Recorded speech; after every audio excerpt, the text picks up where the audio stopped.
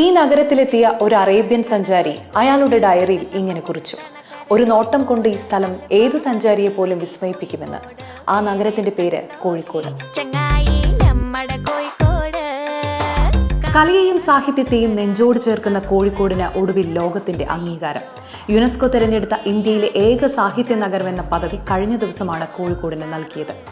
ലോകം മുഴുവൻ ഈ ഇഷ്ടനഗരത്തെക്കുറിച്ച് വാതോരാതെ പറയുമ്പോൾ നമ്മൾ മലയാളികൾക്ക് അഭിമാനിക്കാം. ഒരു ദേശത്തിന്റെ കഥ പറഞ്ഞ SK പൊറ്റക്കാട് തലയോലപ്പറമ്പിൽ നിന്നെത്തി ബേപ്പൂർ സുൽത്താനായ വൈക്കം മുഹമ്മദ് ബഷീർ, പുന്നത്തിൽ കുഞ്ഞബ്ദുള്ള കൂടല്ലൂരിൽ നിന്നെത്തി കോഴിക്കോട്ടുകാരനായ MT, അങ്ങനെ എത്ര എഴുത്തുകാരെ, ഗായകരെ, ഉന്മാദികളെ ഈ നഗരം നെഞ്ചേറ്റിയിട്ടുണ്ട്. മാനാഞ്ചിറ മൈതാനവും മിഠായിത്തെരുവും കല്ലായിപ്പുഴയും അങ്ങനെയാണ് സർവ്വലോക മലയാളികളുടെയും അയൽപ്പക്കമായത്. ഒരിക്കൽ പോയാൽ മതി, മധുരിക്കുന്ന ഓർമ്മകൾ നൽകും ഈ കോഴിക്കോട്.